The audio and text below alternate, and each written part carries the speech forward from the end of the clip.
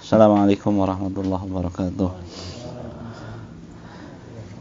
Bismillahirrahmanirrahim. Nawaitu ta'alluma wa ta'lima wa tadzakkura wa tadhkira an-nafa wal indifa wal ifadata wal istifadah wal hasala tamassuki bi kitabillahi wa sunnati rasulillah wa da'a ilal huda wa dilalata alal khair ibtigha'a mardatillahi wa sawabihi wa qurbihi minallahi ta'ala. Nawaina ma nawabihi as-salafus salih, nawaina ma ahata bihi ilmullahi ta'ala min salihin niyat. Alhamdulillah ala ni'matil islam wa kafa biha min ni'mah. Alhamdulillah alladzi ja'alana min ummati sayyidina Muhammad sallallahu alaihi wasallam. Allahumma shalli ala sayyidina Muhammadin miftahi babi rahmatillah adada ma fi ilmillah suratan wa salaman daimaini bidawami mulkillah wa ala alihi wa sahbihi wa sallim. Subhanaka la ilma lana illa ma 'allamtana innaka antal alimul hakim. Allahumma rabbi shrah li sadri wa yassir li amri wahlul 'uqdatam min lisani yafqahu qawli wa saddid qawli wahdi qalbi bihaqqi sayyidina Muhammad sallallahu alaihi wasallam. Allahumma ya Fattahu ya Alim iftah alaina fathan qariba ya Fattahu ya Alimu ya Fattahu ya Alim ya Fattahu ya Alim. Alhamdulillah, lanjutin kajian kita dalam kitab Al-Budurut Thali'ah, syarah daripada Risalatul Jami'ah, masih terkait maksiat lisan, maksiatnya lidah. Nah, sekarang kita bagian yang ketiga daripada maksiat lisan. Setelah apa kemarin ghibah, namimah, yang ketiga adalah qala musannifu rahimahumallah wa nafa'ana bihima wa bi ulumihima fid dharaini amin wal kadhibi, dan bohong, dusta. Wa min ma'asil lisani, lalu di antara maksiat lidah itu, maksiat lisan itu al-kadhibu adalah berbohong. Wa huwa, di mana dia bohong ini munaqidun lil iman, bertentangan dengan iman, bertolak belakang sama iman. Iman itu sidqu, jujur. Nah, kebalikannya jujur ya bohong gitu ya. Jadi iman itu arti dasarnya tuh ya jujur, kejujuran, menerima Allah, menerima Rasulullah, menerima bahwa kita ini seorang hamba, gitu ya.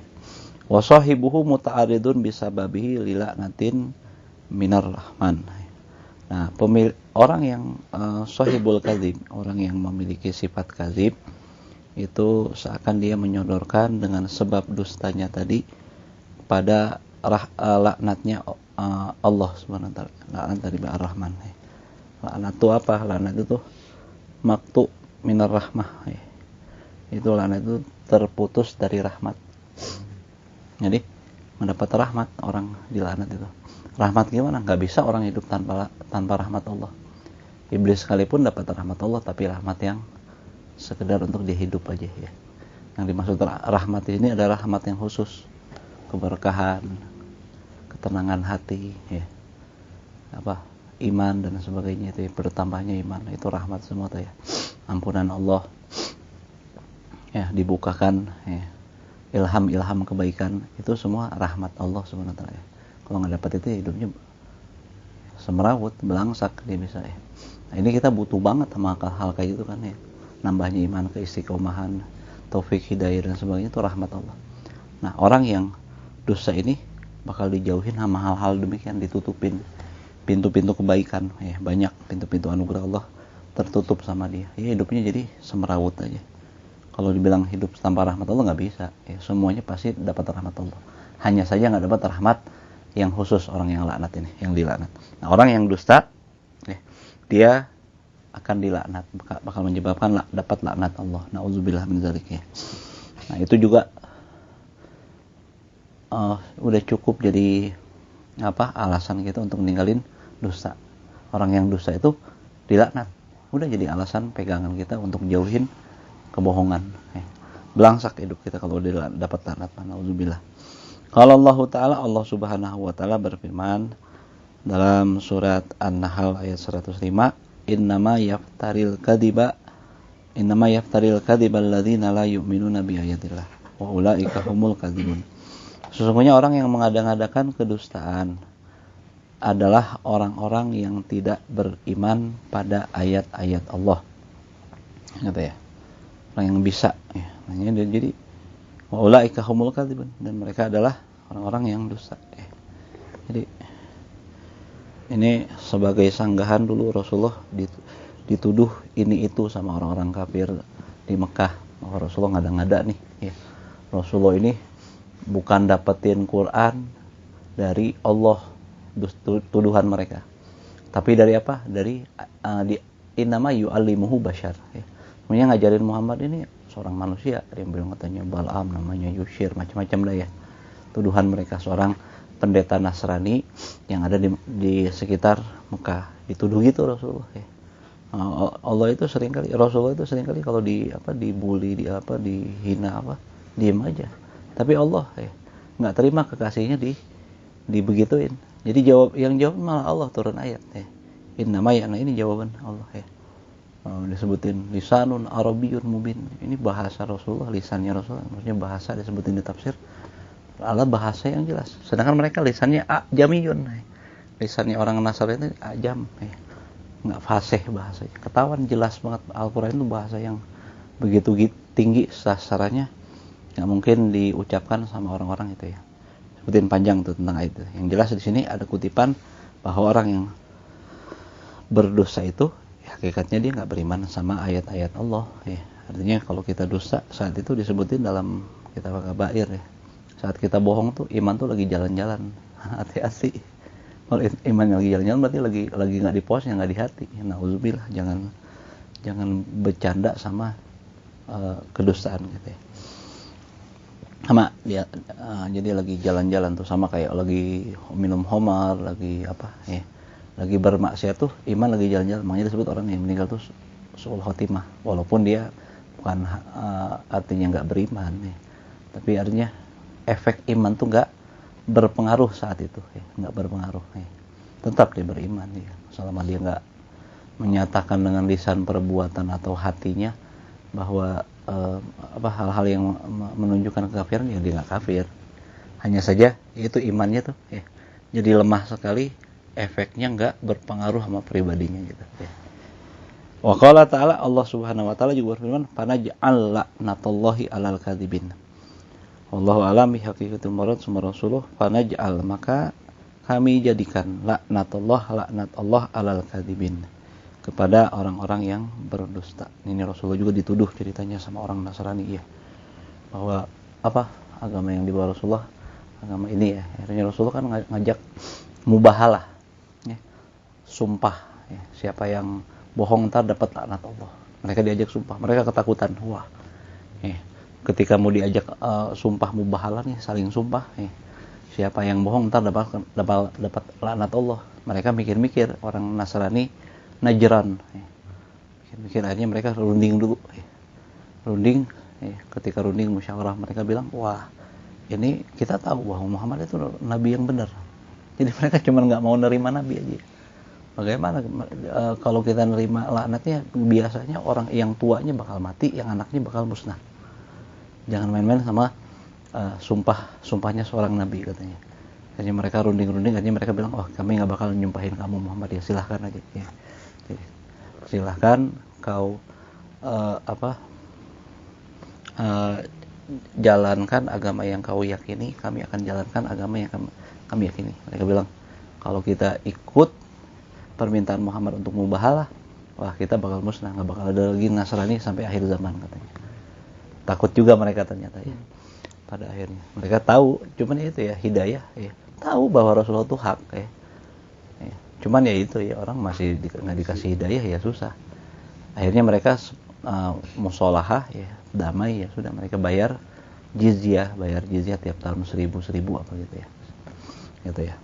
Nah, ini tentang ayat tersebut. Ini tapi tentang di sini kita perlu sorotin di sini, Allah nyatakan dalam surat Ali Imran 61 ini bahwa laknat Allah akan dijadikan pada orang-orang yang berdusta.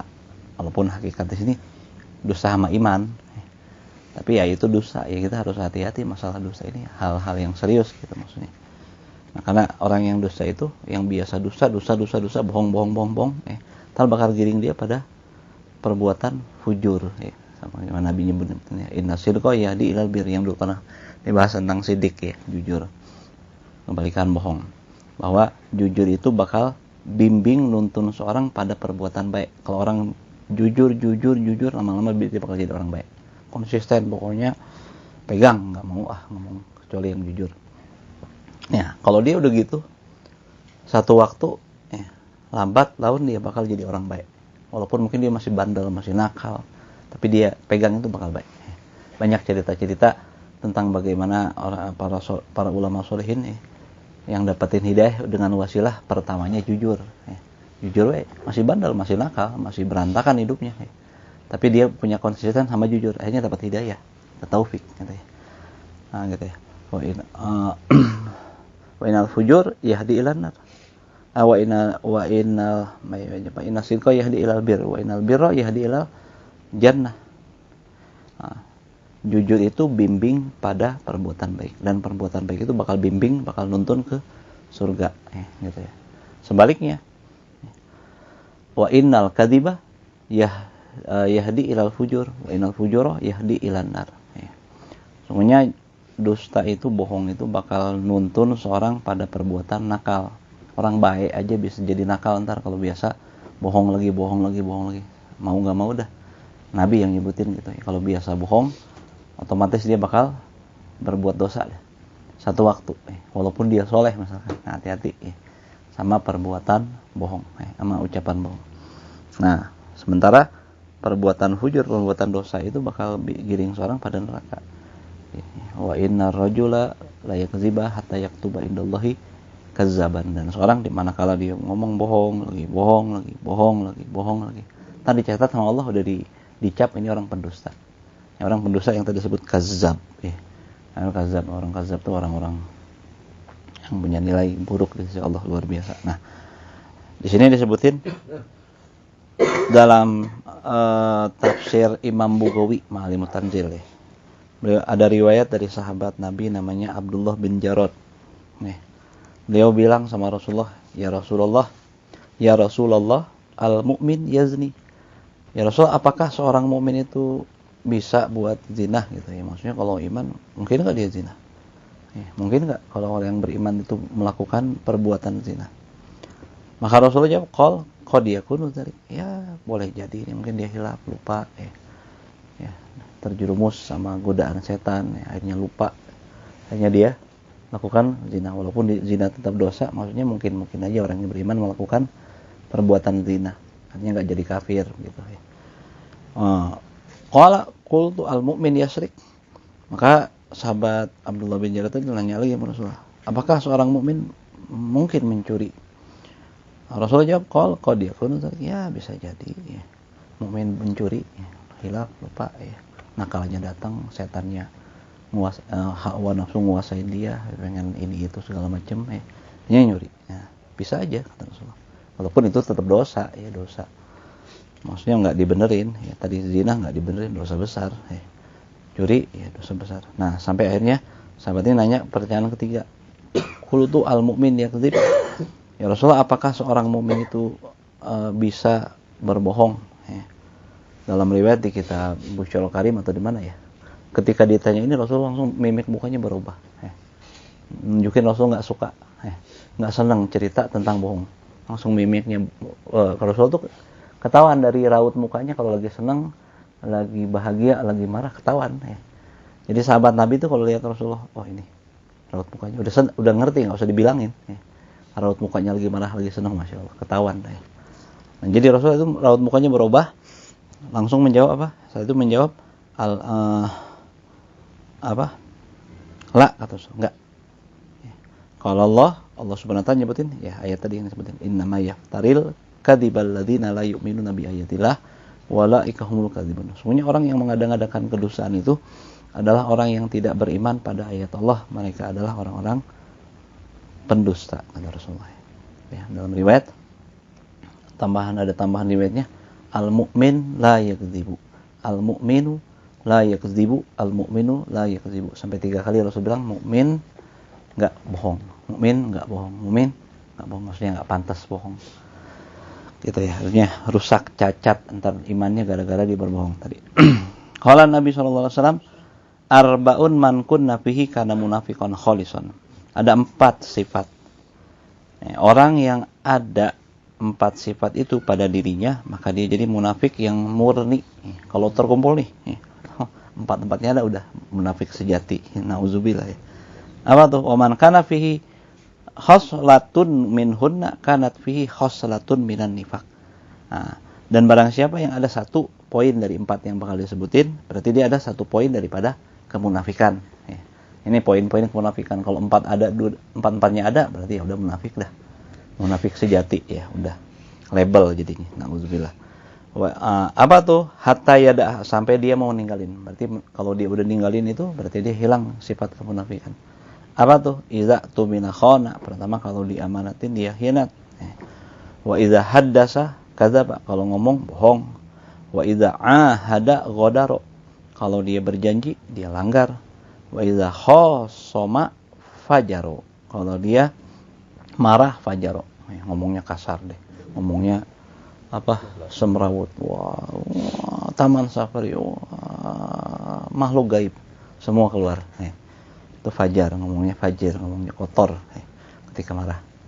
Masih ada kita ya perasaan kalau kayak gini, kalau lagi marah terutama nih, marah ya, kayaknya nggak afdol kalau nggak ngomong begitu. Kadang-kadang kita mah ya, atau harus apa ya, nah jangan ya. Berarti masih ada, berarti kita masih ada begitu tuh nilai-nilai kemunafikan. Dan jangan merasa tersinggung disebutin di kemunafikan besar katanya. Di saat ada orang disebut munafik, dia marah. Memang kita masih munafik kok. Ini di Faidul Muhtaroh pernah dibahas dulu ya. Disebut munafik, kita marah. Memang kita munafik kok, masih munafik. Maksudnya sifat-sifat ini masih ada kok kadang-kadang gitu. Sedikit enggaknya. Cuman volumenya aja yang menentukan. Ngomong masih ada bohongnya kok. Diomongin apa? Munafik ya, memang benar. Laras orang mah memang munafik, masih belajar untuk menghilangkan munafik gitu ya. Kalau orang nggak merasa ya susah ntar ngobatinnya. Nggak tahu penyakitnya, harus deteksi dulu. Oh ini ada nggak nih semua, benar-benar kita perhatikan. Karena ini orang kan masuk surga tuh harus dengan hati yang salim, selamat tadi ya. Nah, ini penting semua, jadi untuk kita perhatikan jadi peta dan rencana pengobatan kita semua ini nih. Ini harus diperbaiki sampai kita bisa ninggalin 4 ini semuanya, biar iman kita nggak cacat, nggak rusak. Nah gitu. Wa fi riwayatin Muslim idza wa'ada ahlafa, dalam riwayat Imam Muslim lafaznya beda tapi maknanya sih sama. Wa'ada ahlafa, kalau janji dia melanggar ya, sama kayak ahada ghadara tadi. Wa idza badal idza tuminah, badal dari diamanatin dia khianat ya. Kalau janji dia wa'ada, dijanjikan dia melanggar gitu ya. Maknanya sih kurang lebih sama ya. Wa qalat Ummu Kulsum radhiyallahu anha. Jadi kira-kira janji itu janganlah ya. Kayak janji nih, kalau kira-kira kita nggak bisa janji, jangan ya. Jangan janji.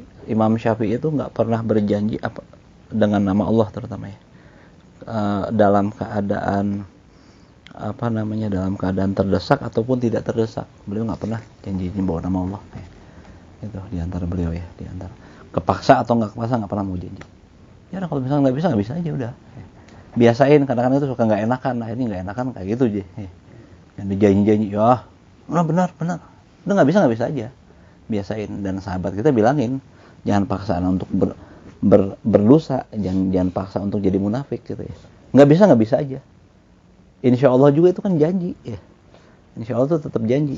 Hanya jangan pernah kita ngucapin insya Allah kira-kira di hatinya memang nggak ada niatan untuk melakukannya sama sekali.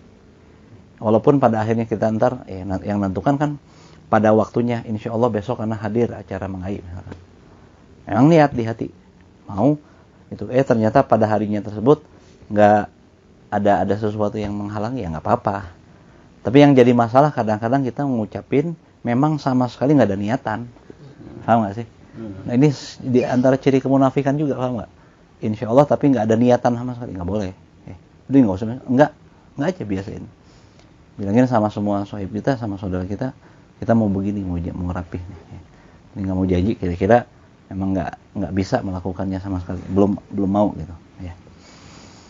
Nah, ini harus hal-hal yang dirombak ya, di pergaulan antara sahib kita atau sama keluarga kita juga nih. Jangan ragu-ragu untuk ngucapin tidak, manakala memang kita memang enggak gitu ya. Untuk janji, untuk masalah ngomong juga udah biasa lah. Kira-kira nggak bisa masalah halnya masalah dusta ya.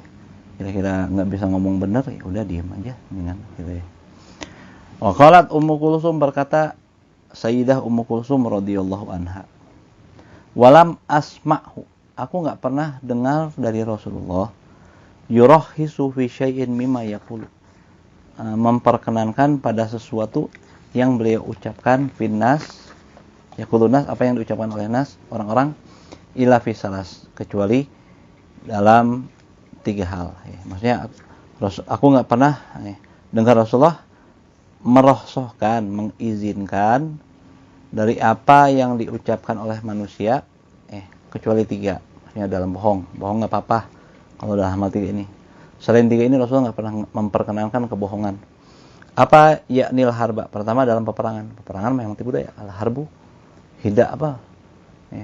Peperangan itu tipu daya, memang tipu daya, trik segala macam biar menang. Kalau dalam perang nggak apa-apa. Bohong dalam perang maksudnya lawan sama musuh itu nggak apa-apa. Terus yang kedua, wal islahu bainan nas. Jujur-jujuran konyol ya kalau perang jujur. Kami punya senjata ini markas kami di sini, bodoh namanya itu perang kayak gitu ya. Konyol ya. Kalau perang hidaah memang ya, ada tipu dayanya di situ. Terus yang kedua, wal islah bainan nas. Ngedamain antara sesama manusia. Manusia nih. Damain, ada suami istri udah mau cerai, kita damain. Ngebohong enggak apa-apa. Masya Allah. Teh itu suami kamu luar biasa. Kalau kumpul sama saya yang disebutin kamu aja. Padahal boro-boro nyeritain, kagak pernah ya. Tapi tujuannya apa? Biar ngedamain, niisan ya. Ngomong lagi sama suaminya, aduh Kang, Masya Allah ya tak. Ayahnya pamajikan model gitu, dibager pisan. Ngomong teh, disebatkan menuju ngobrol jeung pamajikan orang teh maneh wae disebatkan. Wah, padahal boro-boro kagak ngebohong ceritanya mau apa? Ngedamain, dinginin kondisi. Akhirnya muji-muji suaminya, muji-muji istrinya, bilang bahwa masing-masing pihak dipuji, dibelain sama dia, biar terjadi perdamaian antara suami istri, antara anak, antara adik sama kakak, antara sahabat sama sahabat, antara tetangga sama tetangga. Ini amal besar luar biasa ya. Islah bainan nas ini amal yang besar luar biasa, tapi banyak orang yang nggak memperhatikannya. Wah, malah kita mah dikomporin, Mang Egi sama Mang Egi lagi bener tah Mang Egi eta parah eta. Setiap kali ketemu saya dia pasti ngatain Mang Egi. Kayaknya nggak ada hidup tanpa ngatain Mang Egi. Makin dikomporin, gitu. Kalau sekarang mah begitu bisa jadi, atau dibumbuin lah, gitu. Malah namimah jadi. Udah bohong pakai namimah pula. Nauzubillah ya. Gitu nah. Jadi sebaliknya kalau islah bainan nas itu amal yang amat besar, ifsad bainan nas itu dosa yang di antara dosa yang terbesar. Merusak, provokasi.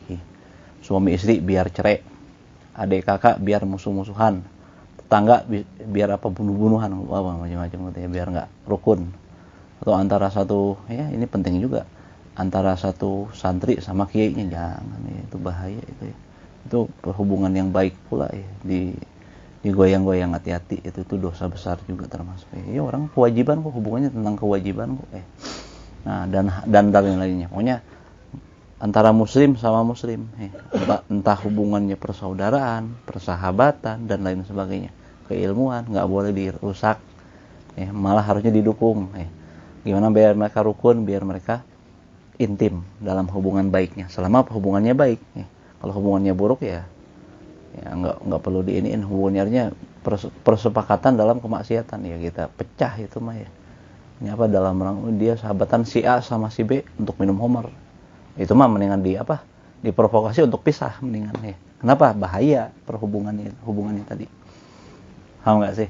Jadi nggak selamanya islah juga baik, nggak selamanya juga ifsad juga buruk. Tergantung tadi. Kalau hubungannya tentang saudara, memang itu hal yang harus dijaga. Pernikahan harus dijaga, keilmuan harus dijaga, apalagi ketetanggaan harus dijaga. Tapi kalau urusan maksiat, rusak aja udah, mendingan deh.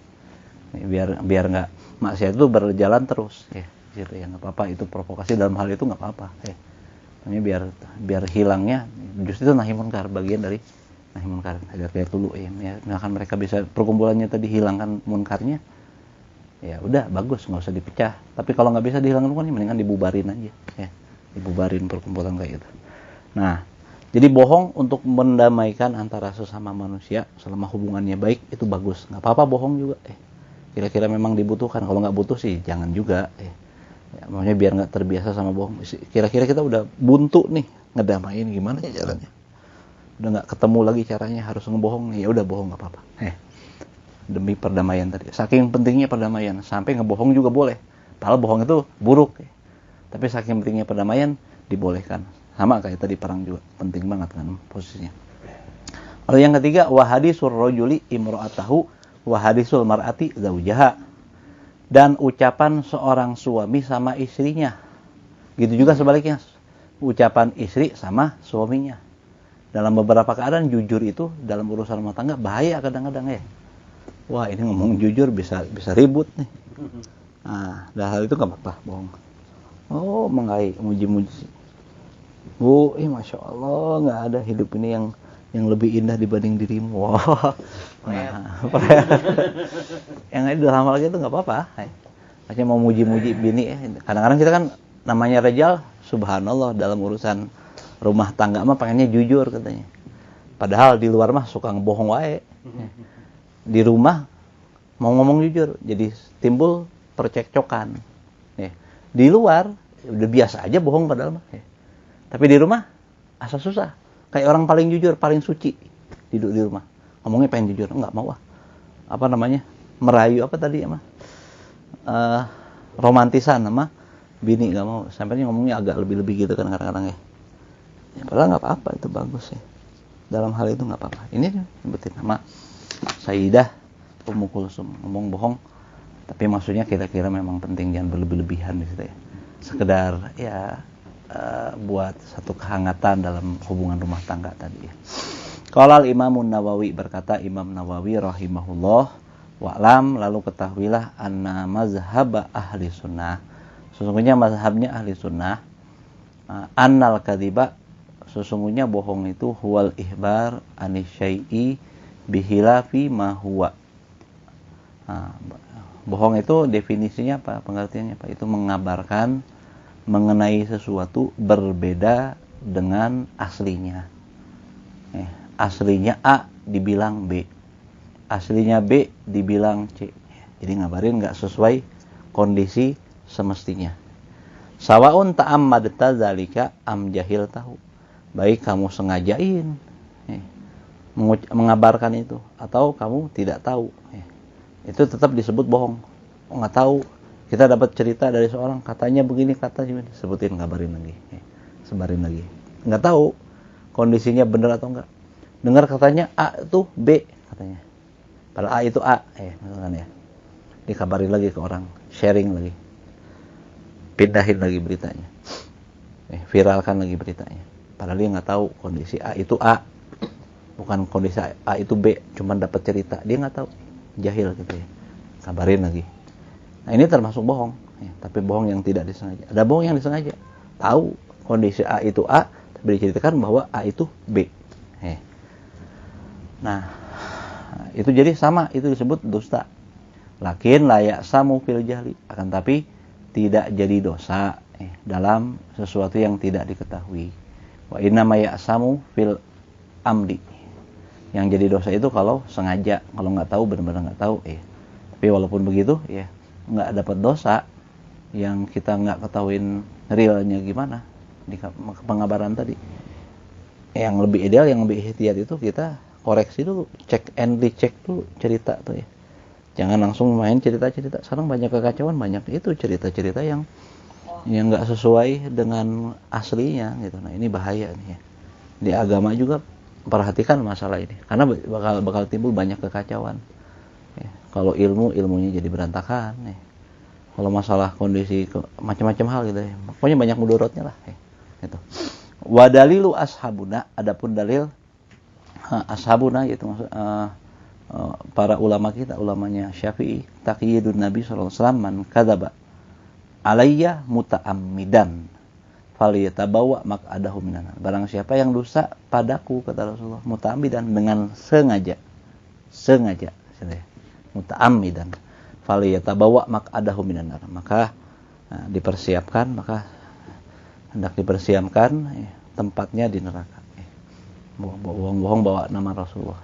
Tapi di situ disebut, di garis bawah, muta'ammidan, bahwa yang sengaja itu yang jadi dosa, yang nggak sengaja nggak jadi dosa. Dalilnya para ulama dari mazhab Imam Syafi'i, gitu ya. Terus waqad hassati syari'atu ala tasabbuti bima yahkihil insan. Telah menganjurkan syariat untuk memantapkan apa yang diceritakan oleh seorang. Jadi ada anjuran, walaupun demikian syariat tetap menganjurin kita untuk tasabbut, mantapkan dulu nih apa yang mau dihikayatkan manusia nih, apa yang dihikayatkan manusia. Dengar cerita begini, tar dulu. Ini penting nggak untuk sampai penting? Cek and recheck dulu. Cek dulu kebenarannya. Gitu. Anit tahadus bikuli masami'a. Dibandingkan dan wanahat dan melarang anit tahadus bikuli masami'a. Untuk membicarakan pada segala sesuatu yang kita diceritain lagi. Dapat 100 diceritain 100, dapat 10 diceritain 10, dapat 20 diceritain 20. Jadi apa yang didengar semua diceritain. Itu dilarang sama syariat. Idalam yazunnu sihhatahu. Kalau kira-kira di situ dia nggak punya sangkaan kuat akan kebenaran cerita tersebut. Kalau Allah Subhanahu wa taala berfirman, wala takfu ma laisa laka bihi ilmun. Jangan, wallahu alam bihaqieqatul Rasulullah, jangan sekali-kali kamu mengikuti apa yang tidak kamu ketahui, yang tidak ada pada kamu pengetahuannya. Kita dengar gini, nggak tahu kan? Katanya. Tahu nggak? Ilmu tuh tahu nggak? Kondisi realnya gimana? Jangan ikutin yang telusurin yang gitu. Nah ini mengenai wala takfu disebutin. Kata Imam Qatadah, artinya la takul ra'aitu walam taroh, wa sami'tu walam tasma'hu, wa alimtu walam ta'lamhu. Jangan kamu katakan aku sudah lihat padahal nggak lihat. Aku sudah dengar padahal nggak dengar. Aku sudah tahu padahal kagak tahu. Nah, itu jangan ucapan hal kayak gitu ya. Atau Imam Mujahid bilang la tarmi ahadan bima laisa laka bihi ilmun. Jangan menuduh seorang pun dengan sesuatu yang tidak kamu ketahui, gitu ya. Nggak tahu, cuman dengar-dengar aja, duga-duga aja. Nuduh orang begini, nuduh orang begitu, nuduh orang AI, segala macam-macam deh. Dengan tuduhan-tuduhan bermacam, kira-kira kita nggak tahu. Gitu juga Imam Qutaibah bilang, banyak nih artinya. La tutbihu bil hadsi wazon. Jangan mengikuti dengan sangkaan dan dugaan. Mengikuti berita itu dengan sangkaan dan dugaan. Gitu. Jadi hindarkan itu semua. Hakikat maknanya la tatakallam ayyuhal insanu bil hadsi wazonni. Jangan bicara wahai manusia dengan sangka-sangka dan duga-duga aja. Jigana nggak boleh. Nggak boleh jigana. Nah, kenapa? Inna sam'a wal basara wal fuada kullu ulaika kana anhu mas'ula. Sebab pendengaran, penglihatan dan hati semua itu akan dipertanyakan. Ini apa bakal ditanya sama seorang itu mengenai pendengarannya dipakai apa? Penglihatannya dipakai apa? Hatinya dipakai mikirin apa? Bakal ditanya itu juga, termasuk bagian dari hisab. Ada lagi pendapat bukan ditanya sama dia, tapi yang ditanya matanya langsung. Mana dipakai di anggonaon? Kamu dipakai apa sama pemilik kamu? Sama kita nih. Ntar ditanya langsung, mata ditanya, telinga ditanya, dan hati pun ditanya. Jadi nggak tanya sama orangnya, gitu ya. Langsung ditanya sama itu. Nah, jadi kullu ulaika, mereka itu semua bakal ditanya sama Allah Subhanahu wa taala.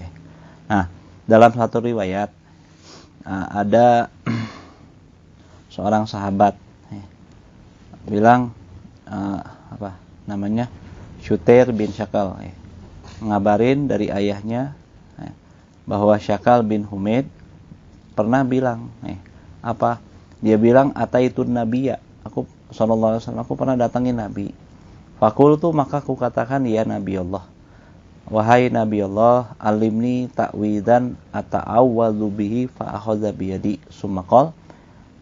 Dia bilang apa ya, wahai Nabi Allah, tolong ajarkanlah padaku satu doa perlindungan. Dengan doa itu aku berlindung dengannya. Minta doa perlindungan, doa perlindungan. Maka Rasulullah megang tangannya sahabat Syakal bin Humaid tadi, kemudian bilang, kul, katakanlah, Allahumma inni a'udzubika min syarri sam'i wa syarri basari wa syarri lisani wa syarri qalbi wa syarri maniyah. Ya Allah, aku berlindung padamu dari kejahatan telinga. Telinga ada jahatnya, ada baiknya, ada buruknya. Kalau dengar buat baik jadi baik. Minta dijauhi perlindungan dari kejahatan mata. Minta dilindungi daripada kejahatan lidah. Minta dijaga, diraksa daripada kejahatan hati, dan minta dijaga daripada kejahatan mani. Jadi sembarangan kemana-mana ada. Ada yang jadi pahala, ada yang jadi dosa, gitu ya. Zina maksudnya dan sebagainya. Nah itu. Nah terakhir Rasulullah SAW menyebutin dalam satu hadisnya, kafa bil waqala Rasulullah SAW, kafa bil mar'i kadiban. Cukup seorang itu disebut bohong, an yuhaddisa bikulli ma sami'a. Dia menceritakan semua yang dia dengar. Cukup disebut pendusta. Artinya enggak semua yang kita dengar perlu untuk kita sampaikan. Jadi semua yang kita dengar pilah-pilah. Ada yang baik untuk disampaikan, sampaikan. Kira-kira sudah yakin. Ada yang tidak baik disampaikan, udah tahan aja, nggak usah diceritakan sama sekali. Nah, kan pasti yang didengar nggak semuanya baik kita deh. Pasti ada aja cerita-cerita yang baik juga harus dipilah. Penting nggak? Pas nggak waktunya? Tepat nggak waktunya? Kadang-kadang yang baik juga belum tentu tepat untuk disampaikan pada kondisi tertentu. Ini belum tepat, belum waktunya disampaikan. Udah ya, tahan dulu dah.